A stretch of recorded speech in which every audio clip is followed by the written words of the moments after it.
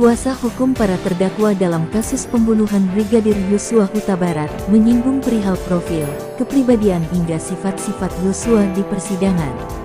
Pihak keluarga Yosua pun tak terima dengan itu. Salah satu kuasa hukum keluarga Yosua, Martin Lucas, menyebut dalam kasus pidana pembunuhan berencana atau pembunuhan seharusnya kepribadian terdakwa yang digali. Dia menyebut tidak ada di sistem peradilan pidana Indonesia yang menggali kepribadian korban. Jadi dalam sistem peradilan pidana kita yang harus digali itu bukan korban. Apabila terjadi tindak pidana pembunuhan berencana ataupun pembunuhan, yang harus digali kepribadiannya itu pelaku. Apakah ada permasalahan di kepalanya apa tidak, kata Martin saat dihubungi Minggu tanggal 13 November tahun 2022.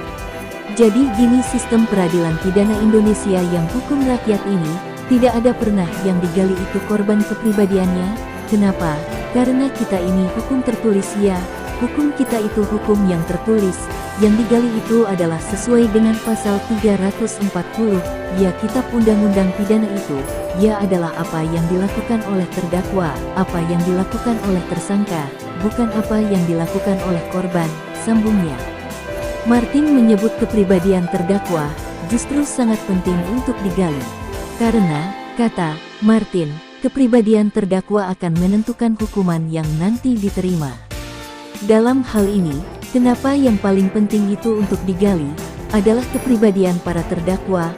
Siapa tahu para terdakwa punya masalah kegilaan atau semacam depresi semacam pasal 44 KUHP tetap dihukum, tapi hukumannya bukan hukuman penjara tapi hukumannya dirawat di rumah sakit jiwa sampai dengan dia pulih seperti itu, katanya. Martin menegaskan tidak ada relevansinya antara kepribadian Yosua dengan kasus ini. Martin pun mengatakan tidak baik membicarakan orang yang sudah meninggal dunia. Seharusnya almarhum Yosua sudah meninggal. Apakah ada relevansinya sesuai dengan pasal 340, pasal 338 kan nggak ada. Tidak baik membicarakan orang yang sudah meninggal.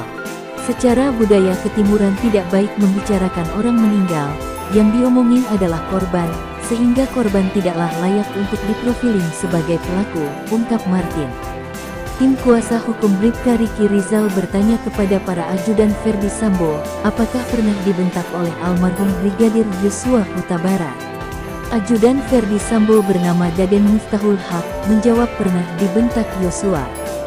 Hal itu diungkap Daden saat menjadi saksi dalam sidang pembunuhan Yosua dengan terdakwa Ferdi Sambo dan Putri Chandrawati di PN Jaksel. Selasa, 8/11. Mulanya, tim kuasa hukum Riki membacakan BAP yang menyebutkan Yosua mempunyai sifat temperamen dan labil. Daden mengakui Yosua bersikap temperamental. Bagaimana dengan sikap Yosua sendiri ini? Karena di BAP disebutkan Yosua temperamen, labil gitu. Saya minta keterangan dari Daden dulu, yang saudara lihat dalam keseharian selama bekerja sama sebagai ajudan. Tanya tim kuasa Riki.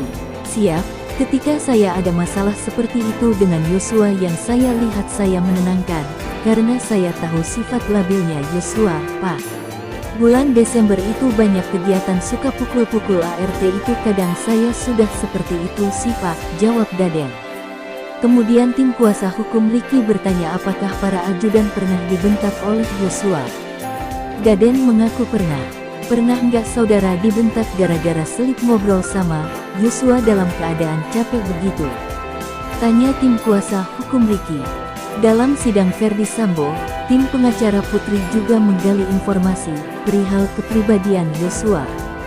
Pihak pengacara menggali informasi Yosua dari ART Sambo dan Putri. ART yang digali tentang sosok Yosua adalah Damson dan Alfonsius II Lureng.